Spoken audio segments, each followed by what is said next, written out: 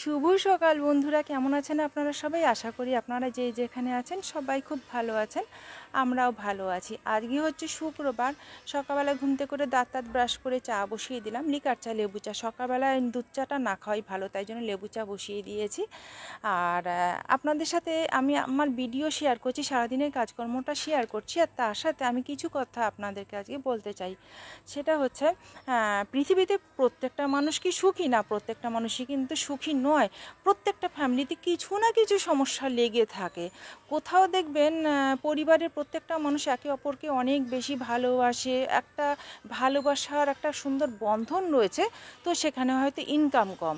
বা অনেক সময় এমনও দেখা যায় স্বামী স্ত্রীর মধ্যে খুব ভালো একটা মিষ্টি সম্পর্ক, অথচ তার মধ্যে হয়তো কেউ হঠাৎ করে একজন মারা যায়, মৃত্যু আসে কারোর জীবনে। সম্পর্ক ভালো সুন্দর, কোনো অসুবিধা নেই, সমস্যা নেই।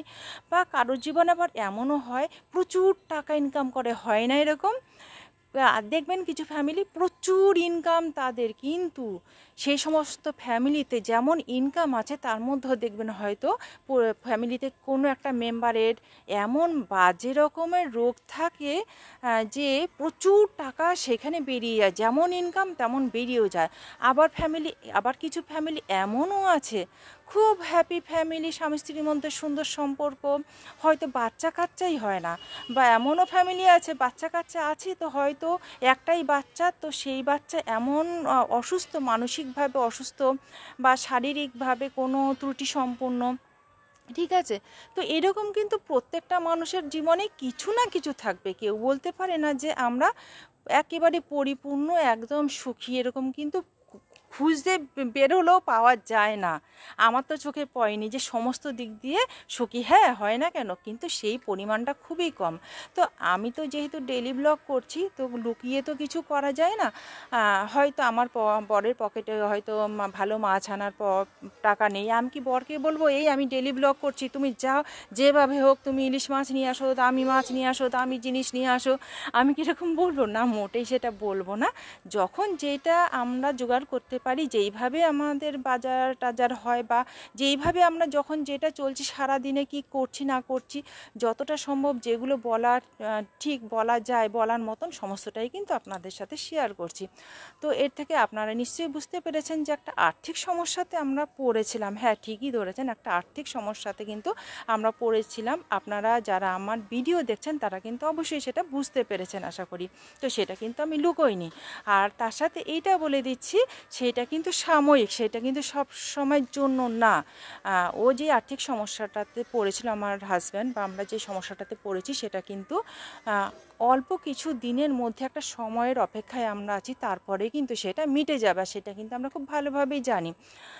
আর আমি যেহেতু মা, আর ও যেহেতু আমার বাচ্চাদের আর আমার দায়িত্ব নিয়েছে, ওর ওপরেও কিন্তু একটা প্রেশার রয়েছে যে আমাদেরকে সুখে রাখতে হবে, আমাদেরকে ভালো রাখতে হবে।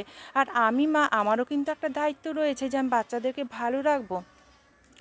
অনেক সময় কিছু কিছু পরিবারে না এমনও দেখা যায় যে স্বামী স্ত্রীর মধ্যে না হয়তো আর্থিক সমস্যা নেই, সেই পরিবারে হয়তো আর্থিক সমস্যা সেই রকমভাবে নেই, কিন্তু স্বামী স্ত্রীর মধ্যে না দাম্পত্য কলহটা এত বেশি থাকে না যে বাচ্চা কাচ্চারা না সেখানে না কি বলবো, মেন্টালি ওরা স্যাটিসফাই থাকে না।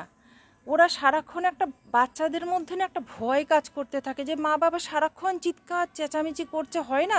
কিছু ফ্যামিলিতে স্বামী স্ত্রীর মধ্যে একদম বনিবনা হয় না, নানান নানান রকম কারণে। সে কার দোষ কার ভুল সে সমস্ত বাদই দিন, হয়ে যায় কোনো সময় এরকম স্বামী স্ত্রীর মধ্যে বনিবনা না হলে সারাটাক্ষণ ঘরে যদি অশান্তি ঝামেলা পরিবেশ ঠিক না থাকে, সেখানে বাচ্চারা কিন্তু অসুস্থ হয়ে পড়ে। সেটাও কিন্তু বাচ্চাদের জন্য মারাত্মক এফেক্ট করে। হয়তো দেখা যাবে এরকম বহু মানুষ আছে ছোটোবেলায় খুব গরিব অবস্থায় কাটে, মা বাবা গরিব কিন্তু তারা ভদ্র, তারা কি বলবো, সভ্য ভদ্র, একটা রুচিবোধ সম্পূর্ণ শিক্ষিত, গরিব হলেও নুন ভাত খাইয়েও ছেলে মেয়েকে ঠিকঠাকভাবে বড় করে একটা ভালো পজিশানে, ভালো একটা জায়গায় জীবনে একটা সময় তারা কিন্তু দাঁড় করিয়ে দিতে সক্ষম হয়।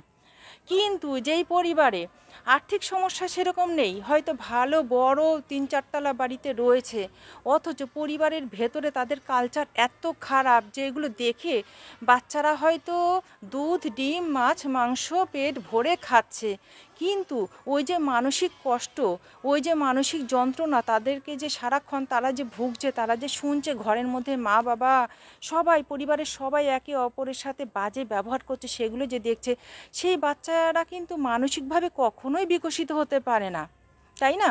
আপনারা কে কে আমার এই মতে একমত অবশ্যই কিন্তু সেটা কমেন্ট করে জানাবেন। তো আমি মনে করি পৃথিবীতে সুখী তারাই যারা হয়তো অল্প খেতে পেলো, ঠিক আছে গরিব কিন্তু মানসিক অশান্তিতে ভোগে না, মনের দিক দিয়ে শান্তি থাকে, তারাই কিন্তু সত্যিকারের সুখী হতে পারে, আমি সেটা মনে করি। আর আমার হাজব্যান্ডের মধ্যে সম্পর্ক কীরকম সেটা আপনাদেরকে বলছি, খুবই ভালো। ও কিন্তু আমাকে অতিরিক্ত ভালোবাসে, আমার বর আমাকে সত্যি অতিরিক্ত ভালোবাসে, মানে আমি জানি না, ও আমাকে অনেকবার জিজ্ঞাসা করেছে, আমি তো তোমাকে খুব ভালোবাসি পম্পা, তুমি আমাকে কতটা ভালোবাসো? আমি না হা করে ওর মুখের দিকে তাকিয়ে থাকি। আর ওর সাথে যখন আমার সম্পর্কটা হয়, যোগাযোগটা হয়, ও কিন্তু আমাকে প্রথম দেখেই অতটা ভালোবেসেছিল, কখনোই কিন্তু আমাকে হাতছাড়া করতে চায়নি। আর তখন থেকে আমি দেখে আসছি ও আমাকে কতটা ভালোবাসে, মানে সত্যি কথা এগুলো বলা উচিত না, বলে সবার নজর লাগে, এটা ঠিক নয় বলাটা, তবুও আমি বলছি। আপনারা হয়তো ভাববেন যে আর্থিক তো সমস্যা একটা আছে, তো ভালোবাসাটা কীরকম, মনের ভালোবাসাটা মিলমিশটা নিজেদের মধ্যে কীরকম? হ্যাঁ, খুব ভালোবাসে আমাকে, হয়তো সত্যি আমি আজকে স্বীকার করছি, ও আমাকে যতটা ভালোবাসে আমি হয়তো তার আধাও ওকে আমি হয়তো ভালোবেসে উঠতে পারিনি। আসলে আমার মধ্যে সেরকম ফিলিংস হয়তো আসেনি, তো ও আমাকে আপ্রাণ ভালোবেসে যাচ্ছে। ও জানে যে একটা সময় ভালোবাসার পরিবর্তে ও অবশ্যই ভালোবাসবে। অ্যাকচুয়ালি কী হয়েছিল আমার মধ্যে, আমি আমার ছেলে মেয়েকে নিয়ে খুব বেশি চিন্তায় পড়ে গেছিলাম, আর আমার জীবনে অনেক সমস্যা আছে, অনেক কিছু ঘটেছে, সবার জীবনেই থাকে, তো আমি খুব একটা যে বলবার জন্য আপনাদেরকে উঠে পড়ে লেগেছি তাও না। কি বলুন তো, ব্লগ যেহেতু করছি, আমার জীবনের কিছু কিছু জিনিস দেখে আপনাদের হয়তো আশ্চর্য লাগতে পারে, সেই জন্য পরবর্তীতে আমি কখনো যদি সেটা মনে করি আমি অবশ্যই সেটা আপনাদের সাথে শেয়ার করব। সেরকম যদি আমি মনে করি যে বলতে হবে, বলাটা এখন এই উপযুক্ত সময়, অবশ্যই আপনাদেরকে বলবো। তো এই আর কি, কিন্তু আমরা কিন্তু এখন ভালো আছি, আমরা এখন যথেষ্ট ভালো আছি। আর আপনাদেরকে আরেকটা কথা বলছি, আমার কিন্তু এটা দ্বিতীয় বিয়ে। হ্যাঁ, সেইটা আপনাদেরকে আমার এতদিন বলা হয়নি, আজকে আমি বললাম।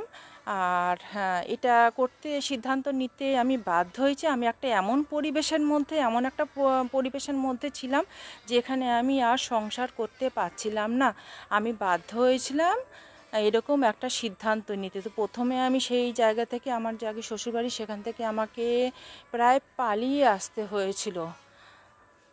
কী আর বলবো, মানে আমি সেগুলো বলতে গেলেও না আমার নিজেরও খারাপ লাগছে, মানে আমি এত ভাগি, এত খারাপ ঘটনা আমার সাথে এমনভাবে ঘটেছে।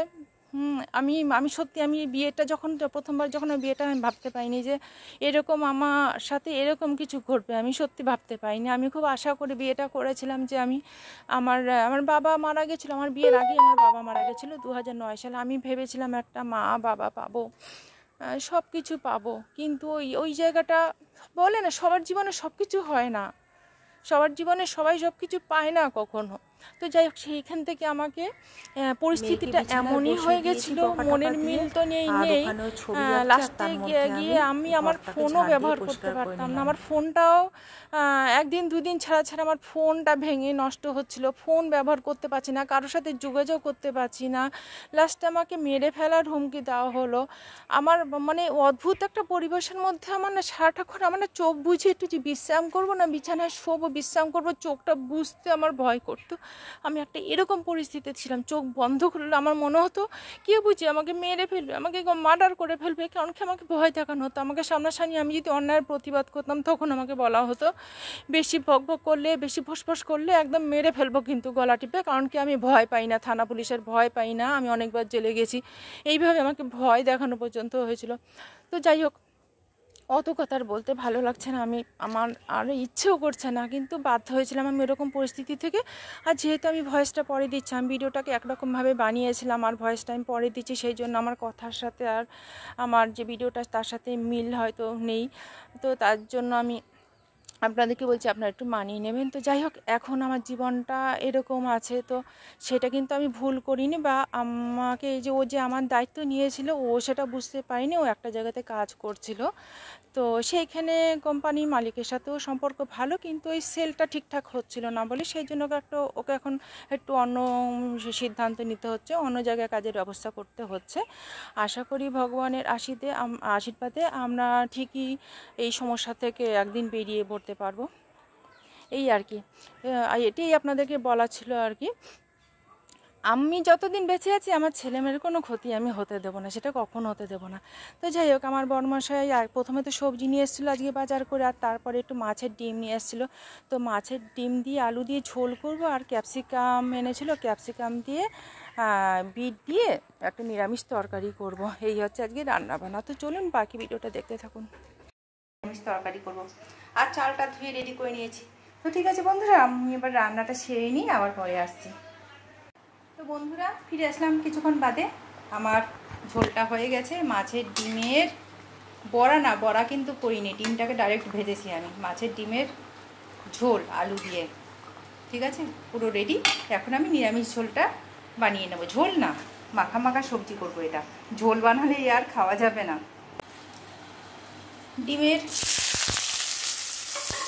মাছের ডিমের ঝোলটা তো হয়ে গেছে।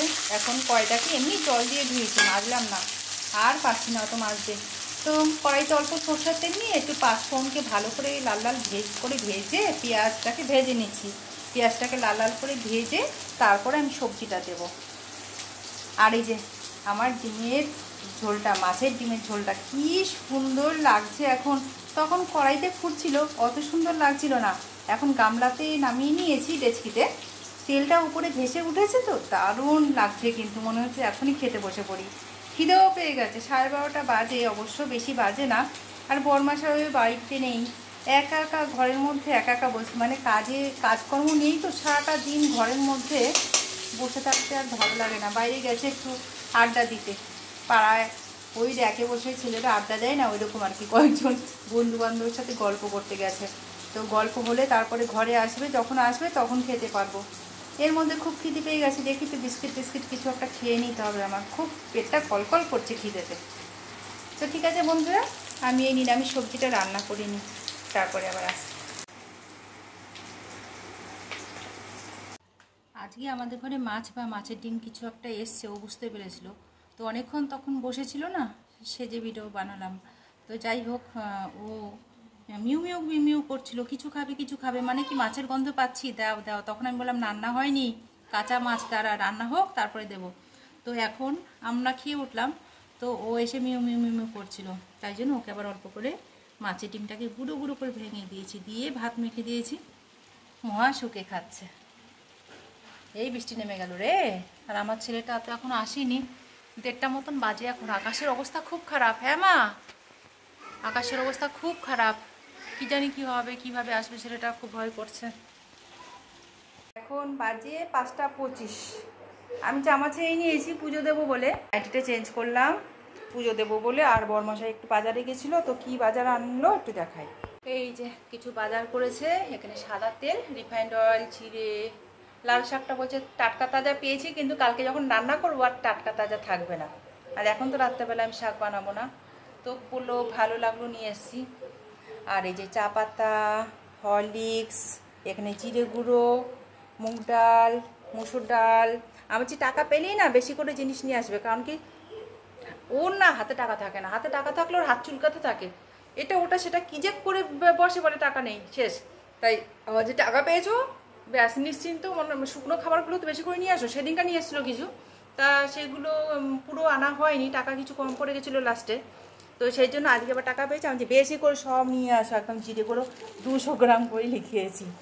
আমাকে আবার কী করতে হবে, কোনো একটা কৌটো মানে ভালো করে পরিষ্কার করে বেশ করে শুকনো করে তার মধ্যে রাখতে হবে, যাতে একটিও মানে জলীয় বাষ্প না ঢোকে, নষ্ট যাতে না হয়। আর আমাদের বাড়ির সামনে যে মুদির দোকানটা না, ওরা কোথা থেকে এখানে কোম্পানি আছে বলে গুঁড়ো করে ওখানে, তো সেখান থেকে নিয়ে আসে। এটা কিন্তু খেতে খারাপ না, আমি রান্নাতে ধনে গুঁড়ো জিরে গুঁড়ো ব্যবহার করি, দারুণ সেন্ট। তো এই কন্ডিশনার, ডাব শ্যাম্পু, বাদাম ছিল না ঘরে, বাদাম, নুন, আর এইটাতে কি আছে, নকুলদানা একটাতে আছে, আর গোটা জিরেও বেশি করে আনিয়ে নিয়েছি। ও নকুলদানা ঠাকুরের সামনে সরিয়ে দিয়েছি।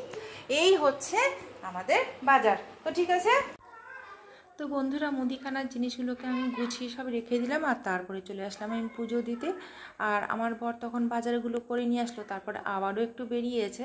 আর যেহেতু যাওয়ার সময় একটু কফি খেয়ে গিয়েছিলো, সেটা শেয়ার করিনি আপনাদেরকে, আমি এখন বলছি। যাওয়ার সময় ওর খুব ঠান্ডা লেগেছিলো, হাঁচি দিচ্ছিলো, বললো একটু কফি বানিয়ে দাও, তো কফি খেয়ে গেছে। তো সেই কারণেই আমি পুজো দিয়ে তারপরে আমি একটু লিকার চা করে নিলাম। ছেলেকে জিজ্ঞাসা করলাম লিকার চা খাবে কি না, ও বললো না খাবে না। তো সেই জন্য সকালে পাউরুটি ছিল আর ঘরে ডিমও ছিল, তো তাই জন্য ছেলেকে একটু ডিম টোস্ট করে দিলাম। আর আমি এখন চা খেতে বসেছি। আর মেয়ে তো বায়না, ওকে একটু না দিলে তো চিৎকার করবে, ওকে একটু দিলাম, আর তারপর ওকে দুধ দিয়ে ওটস দিয়ে খাইয়ে পড়াতে বসিয়ে দিয়েছিলাম। তো বন্ধুরা আপনাদেরকে আমি একটা কথা শেয়ার করছি, সেটা আমার জন্য হয়তো খুব ভালো কথা। আমার ভিডিও কিন্তু ঠিকঠাকভাবেই চলছে, খুব ভালোভাবেই চলছে, কোনো অসুবিধা নেই। হয়তো আমি একদিনকার দাঁড়িয়ে যাব, আর যদি নাও যাই আমার ছেলে মেয়ের কিন্তু কোনো অসুবিধা হবে না। প্রত্যেকটা মানুষই চায় তার সন্তানরা সুখে থাকুক, ভালো থাকুক। আর আমিও তো একজন মা, তো আমি মা হিসাবে কিন্তু কখনোই চাইবো না আমার ছেলে মেয়ের কোনো ক্ষতি হোক, ওরা কোনো খারাপ পরিস্থিতিতে থাকুক। যদি সেরকম কখনো হয় আমি নিশ্চয়ই তার জন্য উপযুক্ত ব্যবস্থা নেব, কিছু না কিছু নিশ্চয়ই অবশ্যই আমি একটা কিছু চিন্তা করব। তো আশা করি ওরকম কিছু খারাপ হবে না। তো যাই বন্ধুরা, ওই দুপুরের মাছের ডিমের ঝোল আর দুপুরবেলায় পিঠ দিয়ে ক্যাপসিকাম দিয়ে একটা তরকারি করেছিলাম, সেগুলোকে আমি গরম করে নিলাম। আর আমার বর এনেছে রাত্রেবেলা রুটি আর ভাতগুলো থাকবে, কালকে সকালবেলা ভাত ভাজা করব। তো ভিডিওটা আজকে এখানেই শেষ করছি। যদি ভালো লাগে অবশ্যই একটা লাইক করবেন, আর যারা নতুন আমার ভিডিও দেখছেন ভালো লাগলে অবশ্যই চ্যানেলটা সাবস্ক্রাইব করে আমাদের পাশে থাকবেন।